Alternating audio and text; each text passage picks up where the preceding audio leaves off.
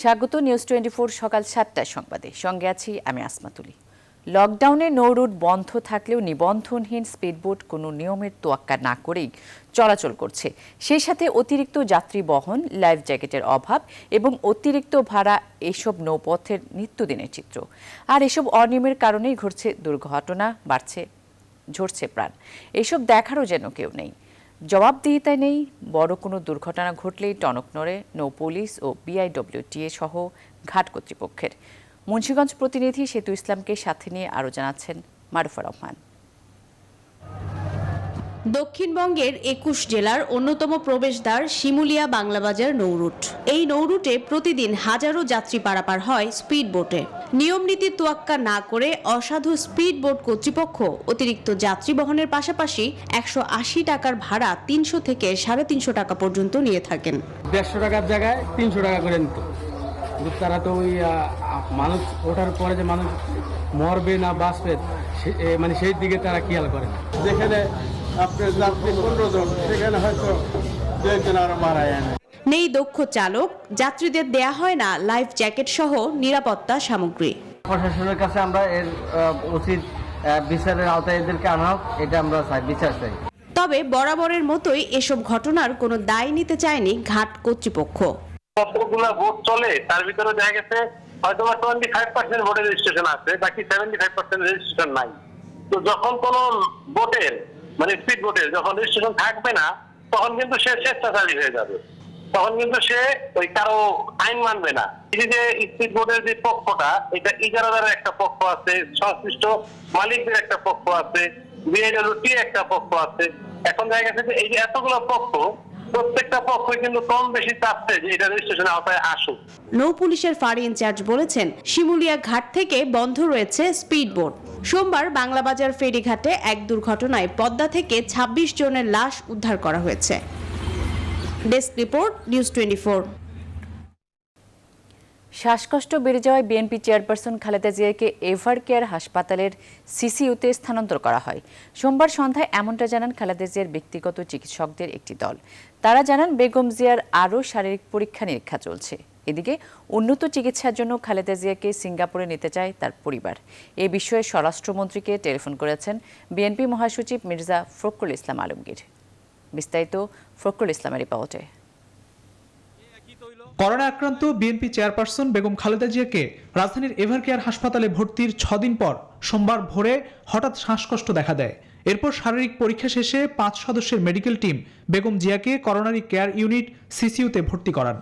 ওনার চিকিৎসা যথাযথভাবেই চলছে, কিন্তু আজকে আর্লি মর্নিং অর্থাৎ সকাল ভোরের দিকে উনি একটু শ্বাসকষ্ট অনুভব করেন। উনি যখন শ্বাসকষ্ট অনুভব করেন, চিকিৎসকরা ওনাকে পরীক্ষা নিরীক্ষা করার পর ওনাদের সম্মিলিত সিদ্ধান্তেই করোনারি কেয়ার ইউনিটে এই ডাক্তারদের অধীন উনি চিকিৎসাধীন আছেন। বিকেলে খালেদা জিয়ার পর্যবেক্ষণ শেষে ব্যক্তিগত চিকিৎসক জানান তিনি এখনও স্বাভাবিক আছেন, তার আরও পরীক্ষা নিরীক্ষার প্রয়োজন রয়েছে। ডাক্তার শাহাবুদ্দিন তালুকদারের নেতৃত্বে 10 সদস্যের একটি মেডিকেল বোর্ড ওনার চিকিৎসা করছেন, ওনার সমস্ত পরীক্ষা নিরীক্ষা চলছে। পরীক্ষা নিরীক্ষার পরবর্তীতে এটি সম্পর্কে বিস্তারিত জানানো যাবে। ওনার সাথে দেখা করে আসছি, আমি ওনার সাথে কথা বলে আসছি, উনি কেমন আছে খোঁজ নিয়েছে। এ সময় বেগম জিয়া দেশবাসীর কাছে দোয়া চেয়েছেন বলেও জানান ব্যক্তিগত চিকিৎসক। তবে খালেদা জিয়া পুরোপুরি করোনামুক্ত কিনা বা আরও জটিলতা আছে কিনা সে বিষয়ে কিছুই জানাননি তিনি। এর আগে গত ২৭ এপ্রিল রাজধানীর এভার কেয়ার হাসপাতালে ভর্তি হন বেগম খালেদা জিয়া। ফখরুল ইসলাম, নিউজ 24, ঢাকা। পশ্চিমবঙ্গের বিধানসভা নির্বাচনে মমতার ভূমিধস জয়ে বিজেপির নৈতিক পরাজয় হয়েছে বলে মনে করছেন রাজনৈতিক বিশ্লেষকরা। ভারতে আগামী নির্বাচনগুলিতে এর প্রভাব পড়বে বলেও মনে করছেন তারা। কেউ কেউ বলছেন এবারের লড়াইটা ছিল বাঙালি আর বহিরাগতের, যার মাসুল মোদী সরকার অচিরেই আরও বড়ভাবে দিতে পারে। কলকাতা থেকে আরও জানাচ্ছেন ভাস্কর সর্দার। পশ্চিমবঙ্গে ২১ বিধানসভায় ২১৩ আসন পেয়ে তৃতীয়বারের জন্য সরকার গঠন করতে চলেছে মমতা বন্দ্যোপাধ্যায়ের দল তৃণমূল কংগ্রেস। অপরদিকে গত নির্বাচনে ৩ আসনের ব্যবধান বাড়িয়ে বিজেপি পেল ৭৭টি আসন। রাজ্যের নিরিখে বিজেপি ফল ভালো করলেও নৈতিক হার বলে মনে করছেন অনেকে, এবং তার প্রভাব পড়বে ভারতের আগামী নির্বাচনগুলো। এ বিষয়ে কলকাতার দর্শন বিভাগের অধ্যাপক অরিন্দম ভট্টাচার্য বলেন, এই লড়াই ছিল বাঙালি এবং বহিরাগতের লড়াই। এর প্রভাব অবশ্যই পড়বে ভারতের আসন্ন নির্বাচনগুলো। ভোটের ফলাফলে দেখা যাচ্ছে পশ্চিমবঙ্গের ভোটাররা ফিরিয়ে এনেছেন তৃণমূল কংগ্রেসকেই। অর্থাৎ এই ফলাফল থেকে একটা জিনিস খুব ভালোভাবে বোঝা যায় যে পশ্চিমবঙ্গের ভোটাররা তার বাঙালি সত্তাকে সামনে রেখে ভোট দিয়েছিলেন। বাংলার মানুষকে ওরা কিনতে পারেনি। বিজেপির হার এবং মমতার জয় নিয়ে অধ্যাপক তথা বাংলা ভাষাবিদ ইমানুল হক বলেন, ভয় দেখিয়ে, লোভ দেখিয়ে সবাইকে কিনে ফেলবে। বাংলার মানুষকে ওরা কিনতে পারেনি। 25টা কারণে এই বাংলা ওরা জয় করতে পারেনি। তার মধ্যে একটা যেমন মমতা বা পিকের কৌশল, তেমনি হচ্ছে যে ধর্মনিরপেক্ষ মানুষের ঐক্য, বাঙালি অস্মিতা। তবে মমতার যে ক্ষমতায় আসবে তা সমীক্ষাগুলো আন্দাজি দিয়েছিল। তবে এই পরিমাণে জনাদেশ মিলবে তা ভাবতেও পারেনি তৃণমূল দলের অভ্যন্তরে। শুধু আসন নয়, ভোটের মার্জিন সংখ্যাও বেড়েছে এবার। এ নিয়ে সাংবাদিক সুকুমার দেবনাথ বলেন, স্বাস্থ্যসাথী কার্ড, 2 টাকার চাল মানুষের কাছে একদম যখনই প্রয়োজন দলীয় কর্মীদের পাঠিয়ে দেওয়া, এই জনসংযোগই শেষ পর্যন্ত কামাল করে দিয়ে মমতাকে 215-তে অর্থাৎ তৃতীয়বারের জন্য নবান্নে পাঠালো। ফলে এখন সময়ের অপেক্ষা মমতার তৃতীয়বারের জন্য মুখ্যমন্ত্রীর চেয়ারে বসা। তবে একথা নিশ্চিত, মমতার এই জয় ভারতের মোদী বিরোধী শক্তিকে আরও একবার অক্সিজেন দিল। বিজেপির শেষের শুরু কিনা তা তো সময় বলবে। ভাস্কর সর্দার, নিউজ 24, কলকাতা। দীর্ঘ 27 বছরের দাম্পত্য জীবনের ইতি টানার ঘোষণা দিলেন মার্কিন ধনকুবের মাইক্রোসফটের প্রতিষ্ঠাতা বিল গেটস ও মেলিন্ডা গেটস। সোমবার রাতে এক যৌথ টুইট বার্তায় এই বিচ্ছেদের ঘোষণা দেন তারা। টুইটে তারা বলেন, নিজেদের সম্পর্কের উপর পরীক্ষা ও চিন্তা ভাবনার পর তারা তাদের সংসারের ইতি টানার সিদ্ধান্ত নিয়েছেন। যুগল হিসেবে আর থাকতে পারবেন বলে মনে হয় না তাদের। 1980-র দশকের শেষ দিকে মেলিন্ডা বিল গেটসের মাইক্রোসফট কোম্পানিতে যোগ দিলে পরিচয় হয় তাদের। পরবর্তীতে প্রেমের সম্পর্কে জড়ান তারা, আর 1994 সালে বিবাহ বন্ধনে আবদ্ধ হন। এই দম্পতির 3 সন্তান রয়েছে। দাতব্য সংস্থা বিল অ্যান্ড মেলিন্ডা গেটস ফাউন্ডেশনের যৌথ পরিচালক এই যুগল। বিশ্বজুড়ে সংক্রামক রোগের বিরুদ্ধে লড়াই এবং শিশুদের টিকার আওতায় আনতে শত শত কোটি ডলার ব্যয় করে আসছে সংস্থাটি। বর্তমানে বিশ্বের সেরা ধনীদের তালিকায় 4র্থ স্থানে রয়েছেন বিল গেটস। ব্রাহ্মণবাড়িয়া ও চট্টগ্রামের হাটহাজারী ও রাজধানীর ঢাকায় সহিংস তাণ্ডবে মাদ্রাসার টাকা ব্যবহার করেছিল বিলুপ্ত হেফাজত ইসলামের নেতারা। হেফাজত নেতা মামুনুল হককে জিজ্ঞাসাবাদে এমন তথ্য বেরিয়ে এসেছে বলে জানান ঢাকা মহানগর গোয়েন্দা পুলিশের যুগ্ম কমিশনার মাহবুব আলম। তিনি আরও জানান, হেফাজত নেতারা মাদ্রাসার আয় ব্যয়ের হিসাব দিতে পারছেন না। বিস্তারিত জানাচ্ছেন মৌ খন্দকার। স্বাধীনতার সুবর্ণ জয়ন্তীতে ভারতের প্রধানমন্ত্রী নরেন্দ্র মোদীর বাংলাদেশ সফরের প্রতিবাদের নামে ব্যাপক সহিংসতা চালিয়েছে বিলুপ্ত হেফাজত ইসলামের নেতাকর্মীরা। তারা সহিংস তাণ্ডব চালায় ব্রাহ্মণবাড়িয়া, চট্টগ্রামের হাটহাজারী ও রাজধানীর ঢাকায়ও। ওই সহিংসতায় নিহত হয় 17 জন। পুরো ব্রাহ্মণবাড়িয়া ধ্বংসস্তূপে পরিণত হয়। এসব সহিংসতার মাধ্যমে আইন শৃঙ্খলার চরম অবনতি ঘটিয়ে আরেকটি শাপলা চত্বর পরিস্থিতি সৃষ্টি করতে চেয়েছিল। হেফাজত নেতা মামুনুল হককে জিজ্ঞাসাবাদে এমন তথ্য বেরিয়ে এসেছে বলে জানান গোয়েন্দা পুলিশের যুগ্ম কমিশনার মাহবুব আলম। এই রাজনৈতিক কর্মকাণ্ড চালানোর জন্য তাদের যে ফান্ড দরকার, এই ফান্ডগুলো আসে মাদ্রাসা থেকে।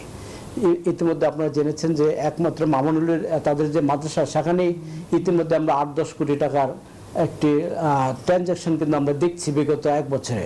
সোমবার মিন্টো রোডের কার্যালয়ে সাংবাদিকদের এই গোয়েন্দা কর্মকর্তা আরও জানান, মাদ্রাসার ছাত্রদের জন্য সহায়তার টাকা এসব সরকার ও রাষ্ট্রবিরোধী সহিংসতার কার্যক্রম পরিচালনা করত হেফাজতে ইসলাম। সাম্প্রতিক নাশকতা সহ বিভিন্ন ধরনের যে ভাঙচুর সহ বিভিন্ন যে কর্মকাণ্ড, নেতিবাচক কর্মকাণ্ড করেছে, তাদেরকে আমরা মূলত গ্রেপ্তারের জন্য চেষ্টা করছি। এছাড়া তদন্তে যদি আসে অন্যদেরকে গ্রেপ্তার করা হবে। রাষ্ট্রবিরোধী কর্মকাণ্ডে জড়িত থাকার অভিযোগ উঠেছে মামুনুল হকের বড় ভাই মাওলানা মুফজুল হকের বিরুদ্ধেও। এই অভিযোগের প্রমাণ মিললে তাকেও গ্রেফতার করা হবে বলে জানান এই গোয়েন্দা কর্মকর্তা। মৌ খন্দকার, নিউজ 24, ঢাকা।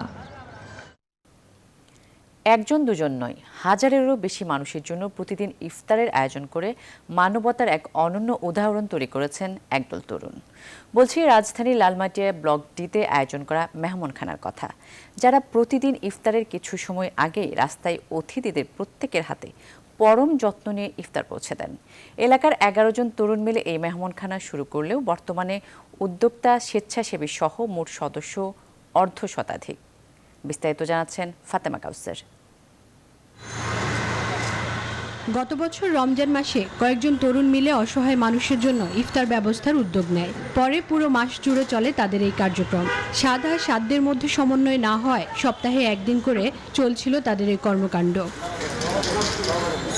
এবছরও তার ব্যতিক্রম হয়নি। রমজানের প্রথম দিন থেকেই লালমাটিয়ায় 4x8 ব্লক দিতে চলে রোজাদারদের হাতে ইফতার পৌঁছে দেওয়ার কার্যক্রম, যেখানে বিকেল 5টা থেকে আসতে থাকে মেহমানরা। একজন দুজন নয়, এমন হাজারেরও বেশি আগত মেহমানদের আপ্যায়নেরও কোনো কমতি নেই এখানে। ইফতারের কিছু সময় আগেই তাদের প্রত্যেকের হাতেই পরম যত্ন নিয়ে ইফতার পৌঁছে দেন উদ্যোক্তা স্বেচ্ছাসেবীরা। লকডাউন মানে তো ঘরে থাকো, সবাই তো ঘরে চলে গেছে। যে মানুষগুলো পথে থাকে, যে মানুষগুলো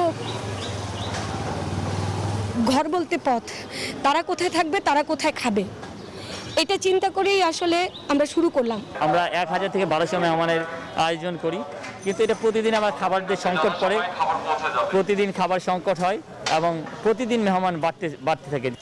মাগরিবের আজানের আগে ধীরে ধীরে মেহমানদের সংখ্যা বাড়তে থাকে, ব্যস্ততা বাড়ে স্বেচ্ছাসেবীদের। আর এমন হাজারেরও বেশি মেহমানদের হাতে ইফতার তুলে দিতে পেরে দিন শেষে তৃপ্তি নিয়ে ঘরে ফিরে যান মেহমানখানার উদ্যোক্তারা। ছোট থেকেই বিভিন্ন সংগঠনের সাথে আছি, আর সে থেকেই এই কাজের জন্য আমার ভালো লাগা। রমজান মাসে আমরা ইফতারি খুলে আল্লাহ তৌফিক দিয়েছে। প্রতিদিন ইফতার চলে এনে হাজার হাজার ড্রাইভার, হাজার হাজার গরিব দুঃখী ইফতার করতেছে। খেজুর, জিলাপি, বুট, মুড়ি সবই আমরা সবকিছুই মিল মতন খাইতে পারতাছি। সরকারের পাশাপাশি সারা দেশে বিত্তবানদেরও নিজেদের সামর্থ্য মতো নিজ নিজ এলাকায় মানুষের পাশে দাঁড়ানোর আহ্বান এসব তরুণদের। ফাতেমা কাউসার, নিউজ 24, ঢাকা। করোনা সংক্রমণ ঠেকাতে বাস বন্ধ থাকলেও গণপরিবহনের মতোই চলছে মাইক্রোবাস ও প্রাইভেট কার। দেশের বিভিন্ন অঞ্চলের মতো একই চিত্র খুলনারও। বিভাগীয় শহরটিতে আশেপাশের জেলাগুলো থেকে গাদাগাদি করে যাত্রী আনা নেওয়া করে মাইক্রোবাস ও সিএনজি অটোরিকশা। প্রশাসনের নজরদারিও নেই সেখানে। শামসুজ্জামান শাহিনের তথ্য ছবিতে ডেস্ক রিপোর্ট। খুলনার সোনাডাঙ্গা বাস টার্মিনালের কাছে প্রতিদিন এভাবেই যাত্রীর অপেক্ষায় থাকে মাইক্রোবাস। এই বাহন এখন গণপরিবহনের বিকল্প। এগুলো চলছে মোটর শ্রমিক ইউনিয়নের নেতাদের চোখের সামনেই। করোনাকালে বাস বন্ধ থাকায় বিকল্প আয়ের উৎস এগুলোই। মাইক্রোবাসের পাশাপাশি সিএনজি ও ব্যাটারি চালিত অটোরিকশা চলছে বড় রুটে। তবে যে স্বাস্থ্যবিধি মেনে ব্যক্তিগত বাহন চলাচলের অনুমতি দেওয়া হয়েছিল তার কিছুই মানা হচ্ছে না। অনেক সময় ধারণ ক্ষমতার বেশি যাত্রীও তোলা হয়। এই তো বিভিন্ন জায়গায় চলে যাচ্ছে, ঢাকায় যাচ্ছে, কুষ্টিয়া যাচ্ছে, যশোর যাচ্ছে, যাওয়ার তো আর বন্ধ নাই। এই শ্রমিকরা না খাওয়া শ্রমিকরা আছে, সাইডে মাইরে 250 টাকা নাই, এই এছাড়া কোনো টাকা পয়সা কোনো জায়গা নেই। মোটর শ্রমিক ইউনিয়নের নেতারা বলছেন ছোট পরিবহনে গাদাগাদি করে যাত্রী বহন করোনা সংক্রমণের ঝুঁকি বাড়াচ্ছে। এ নিয়ে প্রশাসনের নজরদারি নেই। একটা মহিন্দ্রা 5 জন করে লোক যাচ্ছে, দূর দূরান্তের লোক যাচ্ছে। মনে করেন আমরা খুলনাতে আমাদের যশোর গাড়ি চলে, খুলনাতে তো মহিন্দ্রা চলতেছে। সংগঠনের সভাপতি স্বাস্থ্যবিধি বাস্তবায়নের ব্যাপারে সম্মিলিত উদ্যোগের কথা জানিয়েছেন। একটা মহিন্দ্রা 8 জন যাচ্ছে, সিএনজিতে 5 জন, একটা মাইক্রোয় যাইতেছে প্রায় 15-16 জন। যা কোনো স্বাস্থ্যবিধি তো দূরে থাক, করোনা ভাইরাসের যদি সংক্রমণ বাড়ায় তা এরাই বাড়াইতেছে। বিভাগীয় শহর হওয়ায় আশেপাশের কয়েকটি জেলা থেকে প্রতিদিন কয়েকশো যাত্রী যাতায়াত করে খুলনায়। Desk report, news 24। সুন্দরবনের আগুন এখনও নিয়ন্ত্রণে আসেনি। বাগেরহাটের পূর্ব সুন্দরবন বিভাগের শরণখোলা রেঞ্জের দাসের ভার্নি টহল ফাঁড়ির কাছে 2 নম্বর কম্পার্টমেন্টের বনে এই আগুন লাগে। সোমবার সকালে লাগা এই আগুন এখনও জ্বলছে। প্রায় 3 একর বনে বিভিন্নভাবে ছড়িয়ে পড়া এই আগুন নিয়ন্ত্রণে কাজ করছে বন বিভাগ ও শরণখোলা ফায়ার সার্ভিসের একটি ইউনিট ও সুন্দরবন সুরক্ষায় ভিটিআরসি টিমের সদস্যরা। আগুন যাতে বনে ছড়িয়ে পড়তে না পারে সেজন্য ফায়ার লাইন কেটে তাতে পানি ভরে দেওয়া হচ্ছে। এর আগে 8 ফেব্রুয়ারি বাগেরহাটের পূর্ব সুন্দরবন বিভাগের চাঁদপাই রেঞ্জের ধানসাগর টহল ফাঁড়ির কাছে 27 নম্বর কম্পার্টমেন্টের বনে আগুন লেগে পড়ে যায় 5 শতক বনের গাছপালা ও লতাগুল্ম। সুন্দরবন আমাকে অনেক উপকারে আসে, তাই সুন্দরবনের কোনো দুর্ঘটনা আসলে আমরা এগিয়ে আসি। সুন্দরবনতে এই আগুন লাগছে, সেই নির্মূল করতে আসছি। সংবাদের এই পর্যায়ে নিচ্ছে একটি বিরতির সঙ্গেই থাকুন।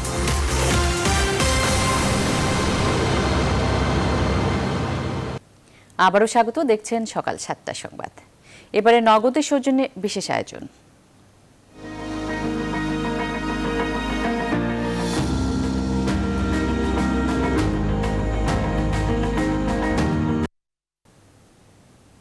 আসছে 2021-2022 অর্থ বছরের জাতীয় বাজেটে কৃষি খাতকে বিশেষ অগ্রাধিকার দেওয়ার দাবি জানিয়েছেন অর্থনীতি বিশ্লেষক ও বিশিষ্টজনরা। তারা বলছেন, মহামারী করোনাকালে অর্থনীতি টিকিয়ে রাখার ক্ষেত্রে সবচেয়ে বড় অবদান রেখেছে কৃষি।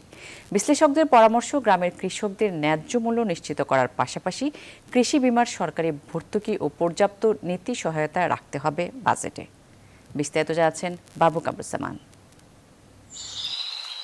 কৃষির হাত ধরে কেবল গ্রামীণ অর্থনীতিতে গতি সঞ্চার নয়, একসময়ের তলাবিহীন ঝুড়ি এখন খাদ্যে স্বয়ংসম্পূর্ণ। কৃষি কিংবা অকৃষি কাজের উপর নির্ভর করে বিস্ময়কর পরিবর্তন ঘটেছে গ্রাম বাংলার আনাচে কানাচে। কৃষি সুমারে 2019-এর তথ্য বলছে, দেশের প্রায় 47% পরিবার এখনও কৃষির উপর নির্ভরশীল। তাই স্বাধীনতা পরবর্তী কৃষি নির্ভর বাংলাদেশে শিল্পের আধিপত্য বাড়লেও মোট দেশজ উৎপাদন বা জিডিপিতে এ খাতের অবদান প্রায় 14%। সুপার সাইক্লোন আম্পান কিংবা করোনা মহামারী, ভয়াবহ দুর্যোগেও টিকে থাকার বড় নির্ভরতা দেশের কৃষিখাত। মহামারী করোনা মোকাবেলায় চলতি অর্থবছরে 5,68,000 কোটি টাকার বাজেট ঘোষণা করেন অর্থমন্ত্রী, যেখানে করোনা পরিস্থিতিতে কৃষিখাতে প্রায় 30,000 কোটি টাকা বরাদ্দ দেওয়া হয়। আসছে বাজেটেও কৃষিকে বিশেষ অগ্রাধিকার দেওয়ার পাশাপাশি কৃষি ও কৃষি উপখাতে উৎপাদনশীলতা বাড়াতে যান্ত্রিকীকরণের উপরও জোর দিয়েছেন বিশ্লেষকরা।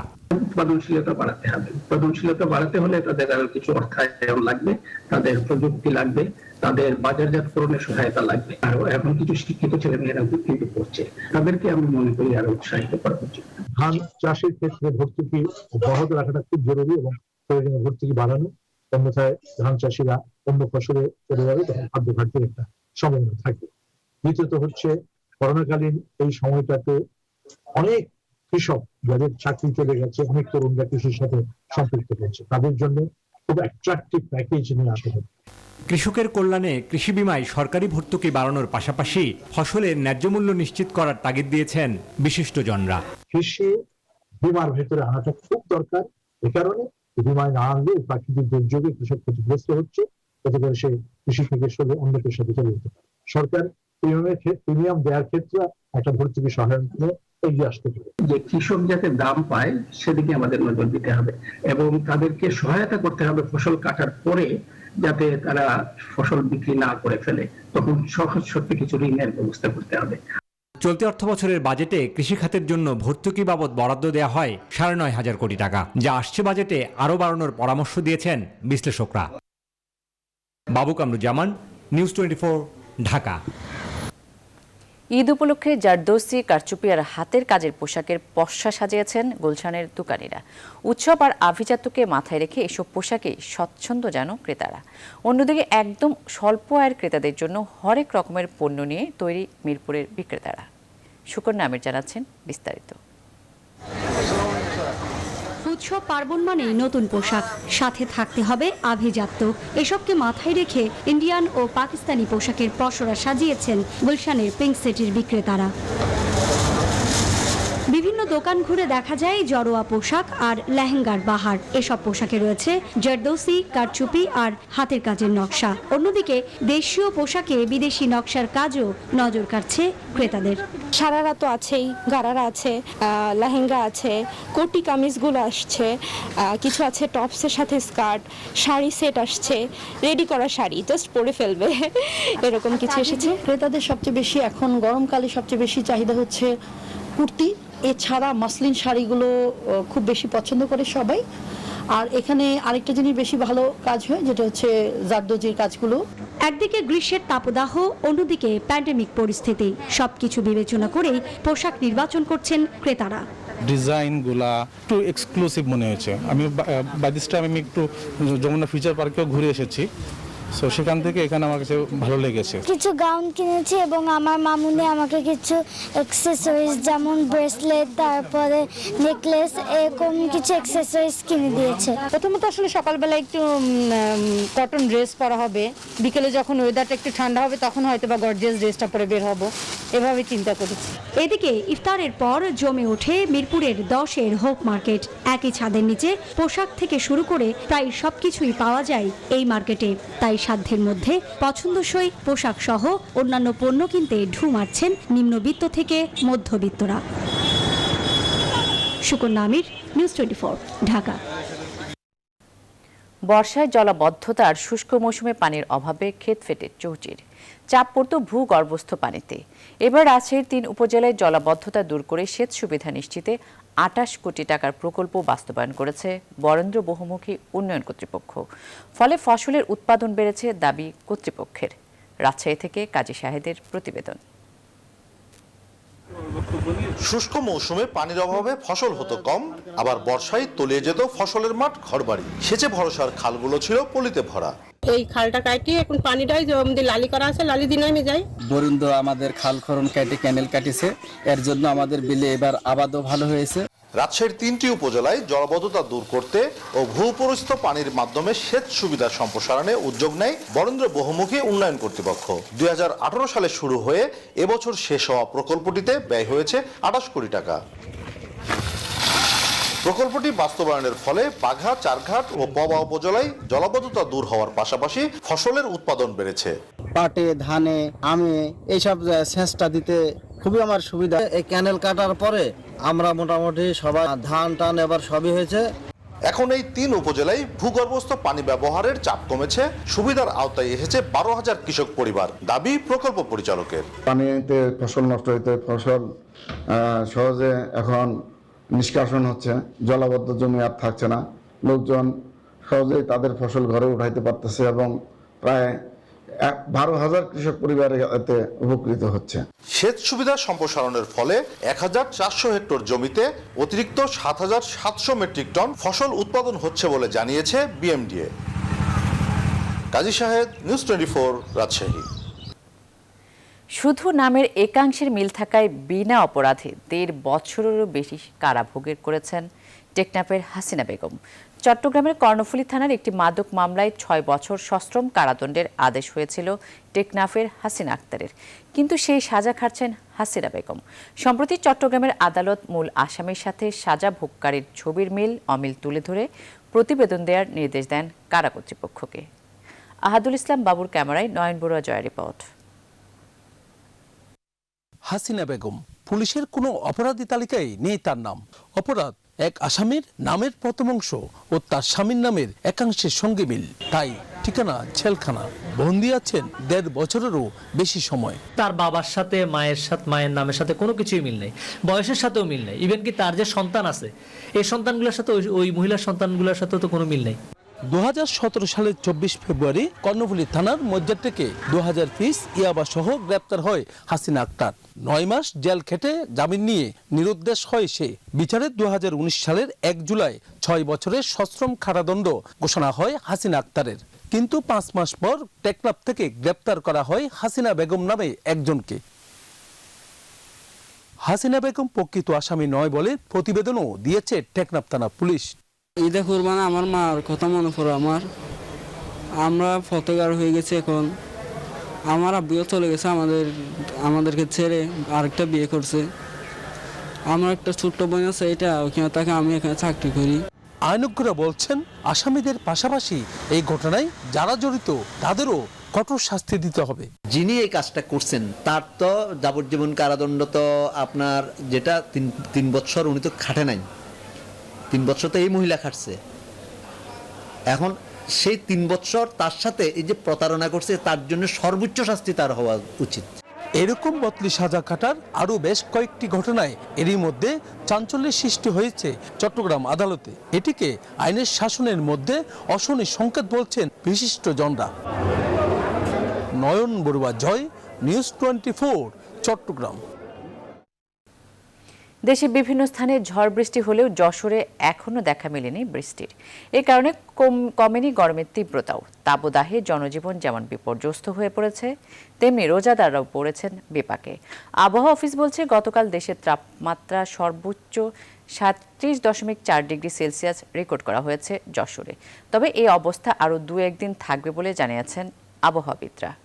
রিপন হোসেনের তথ্যচিত্রে ডেস্ক রিপোর্ট। গেল কয়েকদিন ধরে প্রচণ্ড তাপদাহে পুড়ছে যশোর অঞ্চল। সকাল থেকেই সূর্যের বিচ্ছুরণে মধ্যবেলায় প্রকৃতি নেয় অগ্নিরূপ। এর মধ্য দিয়েই কাজ করতে হচ্ছে শ্রমজীবী মানুষের। হঠাৎ করে গরম বেড়ে যাওয়ায় অস্থির জনজীবন।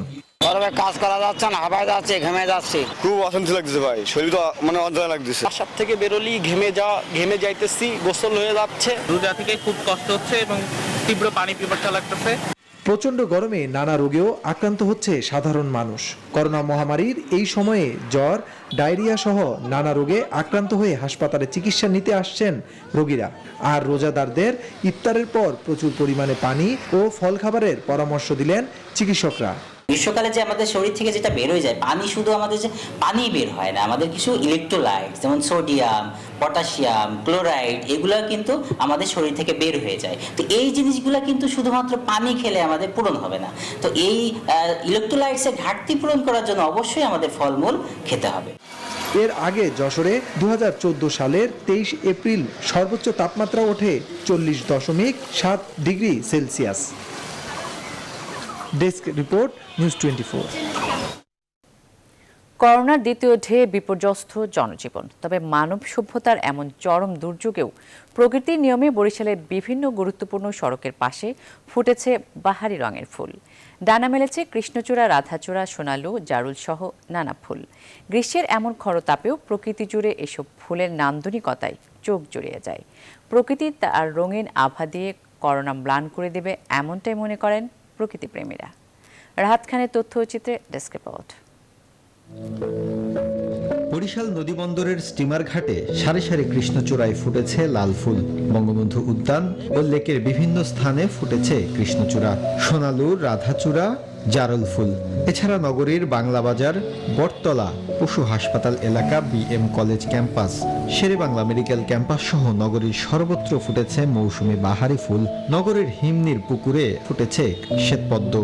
প্রকৃতি দেখতে তো ভালোই লাগে, যেন প্রকৃতির নিঃশ্বাস ফেলতে পাচ্ছি, পাখির কলতান শুনতে পাচ্ছি। নতুন রঙে মানে রাঙাচ্ছে ফুলটা, এগুলো দেখে আমাদের মনের খোরাক জোগাচ্ছে, আমাদের ভালো লাগতেছে, আমরা উৎফুল্ল হচ্ছে আর কি। গ্রীষ্মের এমন খরতাপেও প্রকৃতি জুড়ে এসব ফুলের নান্দনিকতায় চোখ জুড়িয়ে যায়। পথচারীরা পুলকিত নয়নে অবাক বিস্ময়ে উপভোগ করেন এই সৌন্দর্য। করোনা মহামারীর এই সময়েও ফুলের সৌন্দর্য তাদের বিমোহিত করে। করোনা এবং আমাদের চারপাশের যে বিরূপ পরিবেশ তৈরি হয়েছে, এই পরিবেশের মধ্যে প্রকৃতির যে পরিবর্তনতে আসছে, এটা আমাদের মনকে এবং আমাদের চারপাশের পরিবেশকেও আরও পরিবর্তন নিয়ে আসবে। রাস্তার পাশে যত ফুলের গাছ বা ফলের গাছ, ঔষধি গাছ এগুলো লাগাবে আমাদের জন্য, সবার জন্য ভালো। বিশেষজ্ঞরা বলছেন, পরিকল্পিতভাবে এসব গাছ রোপণ করতে পারলে প্রতি বছর এপ্রিল থেকে জুন পর্যন্ত ভালোবাসার রঙে সুশোভিত হবে পরিবেশ, প্রকৃতি। রঙের যে কম্বিনেশন, এই কম্বিনেশনগুলো কিন্তু মনের একটা আলাদা প্রশান্তি তৈরি করে। তো সেই জায়গাগুলোতে যদি আমরা আরও বেশি কাজ করি, তাহলে কিন্তু তার অর্থনৈতিক গুরুত্ব রয়েছে, বেদর গুরুত্ব রয়েছে, সব কিছুতে কিন্তু এর একটা আলাদা একটা গুরুত্ব বহন করবে। সরকারি ও ব্যক্তি উদ্যোগে ফলজ ও কাঠ গাছের পাশাপাশি বিভিন্ন প্রজাতির ফুল গাছ রোপণের উপর গুরুত্বারোপ করতে হবে বলে মনে করেন সংশ্লিষ্টরা। নইলে যান্ত্রিকতা আর ব্যস্ততার ভিড়ে একসময় খর্ব হবে প্রকৃতির সৌন্দর্যের ভারসাম্য। Desk report, news 24। এবার ফার্স্ট সিকিউরিটি ইসলামী ব্যাংক অর্থ বাণিজ্যের সংবাদ। মধুমাস জ্যৈষ্ঠের আগে সাতক্ষীরার বাজারে উঠেছে গোবিন্দভোগ, গোপালভোগ সহ কয়েক প্রজাতির আম। আনুষ্ঠানিকভাবে বৈশাখের 18 তারিখ থেকে আম পাড়া শুরু হয় সাতক্ষীরার বাগানগুলোয়। এবারও একটি বড় চালান রপ্তানি হচ্ছে ইউরোপে। তবে গণপরিবহনের কারণে আমের পাইকার না আসায় দাম নিয়ে হতাশায় বাগানিরা। শাকিলা এসলিম জুয়ের তথ্য ছবিতে ডেস্ক রিপোর্ট। আবহাওয়ার বিচিত্রতায় দেশের অন্য জেলার তুলনায় কিছুটা আগে আম পাকে সাতক্ষীরায়। এজন্য জ্যৈষ্ঠ শুরুর আগেই বাজারে উঠতে শুরু করেছে আধা পাকা আম। চাষিরা বলছেন, বোম্বাই, গোলাপখাস, খিরসাই, গোবিন্দভোগ, গোপালভোগ সহ কয়েকটি জাত এখন বাজারে। আমাদের প্রথম ভাঙা পড়ছে গোপালভোগ, গোবিন্দভোগ, গোলাপখাস, সৌরিখাস, এগুলো আমাদের পাক ধরেছে, সব গাছে পাকা। মৌসুমের শুরুতেই বাজারে আসায় সাতক্ষীরার আমের চাহিদা থাকে বেশি। তবে গণপরিবহন বন্ধ থাকায় আড়তগুলোয় পাইকার কম, এজন্য দামও মিলছে না আশা অনুযায়ী। ঢাকা, চিটাগাং, সিলেট, ভৈরব, কিশোরগঞ্জ, বাংলাদেশের যেসব এলাকা থেকে আমাদের আম কেনার জন্য পার্টি আসতো, তারা এবছর কেউ বাজারে নাই। গতবার 2800 টাকা বিক্রি হয়েছে, এবার দেখা যাচ্ছে বিক্রি হচ্ছে, গণপরিবহন না আসার কারণে আমের দাম কম। 1600 টাকা বিক্রি হয়েছে, গত বছর 2200 টাকা 2000 বিক্রি হয়েছিল, এবছর লস হয়ে গেছে। শিপমেন্ট জটিলতায় গোবিন্দভোগের প্রথম চালান রপ্তানি বন্ধ হলেও আগামী 9 মে সাতক্ষীরা থেকে 1 মেট্রিক টন আম যাবে ইউরোপে। কৃষি কর্মকর্তারা জানান এবার 500 মেট্রিক টন আম রপ্তানির কথা রয়েছে। বিশেষ করে জার্মানি, ইতালি, ফ্রান্স এবং ইংল্যান্ডে আমাদের এই সাতক্ষীরার আমগুলো যাবে। এর ভিতরে গোবিন্দভোগ, ল্যাংড়া, হিমসাগর এবং আম্রপালি এই আমগুলো আছে। অপরিপক্ক আম পেড়ে কেমিক্যাল দিয়ে যাতে না পাকায় সেদিকে আমরা সজাগ দৃষ্টি রেখেছি। হেক্টর প্রতি 9 থেকে 10 টন ফলন হিসেব করে সাতক্ষীরায় এবার আম উৎপাদনের লক্ষ্য নির্ধারণ করা হয়েছে 40,000 metric ton. Desk report, news 24। এই পর্যায়ে সময় হলো আরও একটি বিরতির সঙ্গে।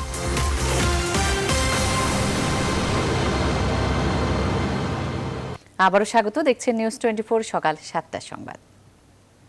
1978 সালের 4 মে আলতাপ আলীর মৃত্যু যুক্তরাজ্যের তখনকার পুরো বাংলাদেশি কমিউনিটিকে গভীরভাবে নাড়া দিয়েছিল।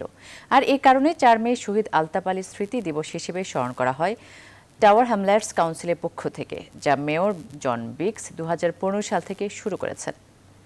যুক্তরাজ্য থেকে আসম মাসুমের তথ্যচিত্রে ডেস্ক রিপোর্ট। 43 বছর আগে আলতাপ আলীর হত্যাকাণ্ডের কথা বলতে গিয়ে তখনকার তরুণ সংগঠক সাংবাদিক আনসার উল্লাহ জানান, 25 বছরের তরুণ আলতাপ আলীকে হত্যা করা হলে বাংলাদেশি কমিউনিটির সামনে আর কোনো পথ খোলা ছিল না। বেঁচে থাকার জন্য লড়াইয়ে নামতে হয় তাদের। বাসায় ফিরছিলেন ওয়াপিং, তো এই পার্ক দিয়ে তিনি কিন্তু হেঁটে আসছিলেন এবং ঠিক এখানেই হবে, মানে বের হওয়ার পরেই তাকে 3 জন বর্ণবাদীরা আক্রমণ করে এবং তার ঘাড়ে ছুরির আঘাত করে এবং প্রচুর রক্তক্ষরণ হতে থাকে। তো তিনি এখান থেকে কোনো রকম হামাগুড়ি দিয়ে তিনি হোয়াইট চ্যাপেলে যান, হোয়াইট চ্যাপেল হাই স্ট্রিটে, এবং ওইখানে একটি বাস স্টপ আছে, সেই বাস স্টপে গিয়ে তিনি কিন্তু আসলে পড়ে যান এবং পরবর্তীতে ওই বাস স্টপ থেকেই তাকে অ্যাম্বুলেন্স করে আমাদের স্থানীয় রয়্যাল লন্ডন হোয়াইট চ্যাপেল হাসপাতালে নিয়ে যাওয়া হয় এবং ওই দিন বিকেলে 9টার মধ্যেই ডাক্তাররা তাকে মৃত ঘোষণা করে। সেই ঘটনার পর 3 হত্যাকারীর বিচার হয়। সে সময় দীর্ঘ আন্দোলনের কারণে বর্ণবাদ বিরোধী আইন সংস্কার করা হয়। আলতাপ আলীর মৃত্যু হয়েছিল যেখানে পার্কের সেই জায়গায় 1989 সালে আলতাপ আলী এবং বর্ণবাদী হামলার শিকার সব মানুষের স্মৃতিতে একটি তোরণ নির্মাণ করা হয়। 1998 সালে এই পার্কের নামকরণ করা হয় আলতাপ আলী পার্ক। 2015 সাল থেকে 4 মে টাওয়ার হ্যামলেটস কাউন্সিল পালন করে আলতাপ আলী ডে। বাংলাদেশের সুনামগঞ্জ জেলার ছাতকে জন্মগ্রহণকারী আলতাপ আলী 1969 সালে লন্ডনে যান। কাজ করতেন ব্রিকলেনের একটি ফ্যাক্টরিতে, থাকতেন ওয়াপিং এর রিয়ার্ডন স্ট্রিটের রিয়ার্ডন হাউসে। পিছনে যে বিল্ডিংটা দেখছেন এটার নাম হবে Altaf Ali house. 1978 the late Altaf Ali এই পিছনে বিল্ডিং রিয়ার্ডন হাউসে থাকতেন। সো এখানে যে সময় কাউন্সিলের প্রস্তাব দিল যে একটা নতুন ভবন করবো, so I requested the council to name this building Altaf Ali. Altaf আলীর মৃত্যুর মধ্য দিয়ে ব্রিটেনে বাংলাদেশিদের অধিকার প্রতিষ্ঠিত হয়েছিল, তাই যুক্তরাজ্য প্রবাসীরা তাকে এখনো শ্রদ্ধা ভরে স্মরণ করে। Desk report, news 24। নওগাঁর আত্রায়ে হাতের কাজ করে অর্থনৈতিকভাবে সফল হয়েছেন স্কুল শিক্ষিকা শামীমা আক্তার। তার এই প্রতিষ্ঠানে কর্মসংস্থান হয়েছে আরও অর্ধশতাধিক নারীর। এখান থেকে প্রতি মাসে তিনি আয় করছেন 30 থেকে 35,000 টাকা। এমন সফলতায় উদ্বুদ্ধ হয়ে আশেপাশের শতাধিক নারী নিজেদের ভাগ্য বদলে হাঁটছেন একই পথে। বাবুল আক্তার আনার তথ্য ছবিতে ডেস্ক রিপোর্ট। নওগাঁর আত্রায়ের খঞ্জর জয়সারা উচ্চ বিদ্যালয়ের গণিতের শিক্ষিকা শামীমা আক্তার। হাতের কাজের প্রতি ভালোবাসা তার ছোটবেলা থেকেই, আর তাই প্রথমে নিজে এবং পরবর্তীতে এ কাজে প্রশিক্ষণ গ্রহণ করেন তিনি। 10,000 থেকে আমি শুরু করেছি, 10,000 টাকা। সেই টাকা থেকে আজকে আমার 1 লাখ ছাড়িয়ে গেছে। আমার এখানে কর্মী আছে 50, 60, 70 জনের উপরে। শিশু থেকে শুরু করে সব বয়সী নারী পুরুষের পোশাক মিলছে শামীমা আক্তারের স্টুডিওতে। এসব পোশাকে সুই সুতায় ফুটে ওঠে নিখুঁত কারুকার্য, কাঁথা স্টিচ, গুজরাটি স্টিচ, এমব্রয়ডারি, ডলারের কাজ সহ নানা রকম সেলাইয়ে করা হয় নানা রকম নকশা। সেলাই, 3 পিস, শাড়ি, ওড়না, এগুলা কাজ করে আমি মাসে 8 থেকে 10,000 টাকা পাই। রুচিশীল ও আকর্ষণীয় হওয়ায় ক্রেতারা সরাসরি এই স্টুডিও থেকে তাদের পছন্দের পোশাক কেনেন। গুণগত মান অনেক উন্নত এবং ভালো বলে আমার কাছে মনে হয়েছে, যার কারণে আমরা ফ্যামিলি নিয়ে এসে এখানে কেনাকাটা করি এবং দেখে পছন্দ করে মেয়ের প্রশংসা করেছে। এ প্রতিষ্ঠানে ডিজাইনার হিসেবে কাজ করে স্বাবলম্বী হয়েছেন আরেক নারী। আমি মূলত কাপড়ের ডিজাইন করি, ধার সোজাকরণ, কাপড়ের গোলা সেটিং, ডিজাইনগুলোর একটা মেজারমেন্ট থাকে সেগুলো ঠিক করে দেই, সুতা ম্যাচিং। প্রশিক্ষণের আওতায় এনে ঋণের ব্যবস্থা সহ সকল প্রকার সহযোগিতার আশ্বাস মিলেছে যুব উন্নয়ন অধিদপ্তর থেকে।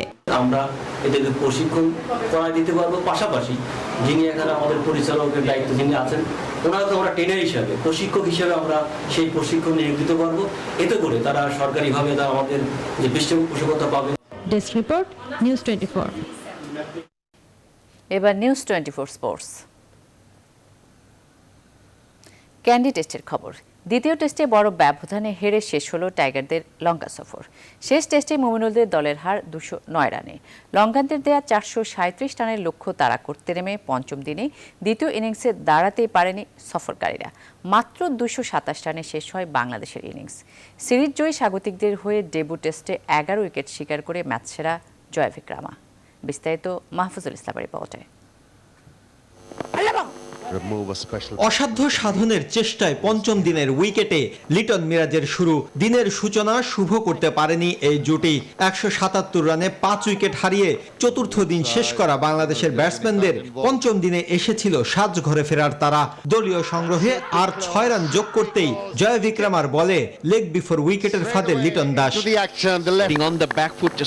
ডি সিলভার স্পিনে বোকা বনে যান তাইজুল। দলীয় সংগ্রহে তখন 206 রান। তাইজুলের ক্যাচ উইকেটের পেছনে গ্লাভস বন্দি করতে ভুল করেননি ডিকওয়ালা। মেন্ডিসের বলে করুণারত্নের তালুবন্দি তাসকিন। বড় শটের লক্ষ্য ছিল তার, কিন্তু ব্যাটে বলে ঠিকমতো সংযোগ না হওয়ায় গন্তব্য সাজঘর। 227 রানে নেই টাইগারদের 8 উইকেট। পরের দুই ব্যাটসম্যান যোগ করতে পারেনি কোনো রান। জয় বিক্রমার চতুর্থ শিকার মিরাজ সাজঘরে ফেরার আগে করেছেন দলীয় দ্বিতীয় সর্বোচ্চ 39 রান। আর এর ঠিক এক বল পরেই আবু জায়েদ রাহিকে এলবিডব্লিউর ফাঁদে ফেলে নিজের পঞ্চম শিকারের কোটা পূরণ করেন জয় বিক্রমা। ঘরের মাঠে উল্লাস লঙ্কানদের। ট্রফি হাতে লঙ্কানদের এমন উল্লাসের পাশাপাশি সিরিজের ব্যক্তিগত সাফল্যের স্বীকৃতি সবগুলোই স্বাগতিকদের ঘরে। সিরিজ সেরা করুণারত্নে, আর ম্যান অব দ্য ম্যাচের পুরস্কার জিতেছেন টেস্ট অভিষেক হওয়া প্রবীণ জয় বিক্রমা। মাহফুজুল ইসলাম, নিউজ 24।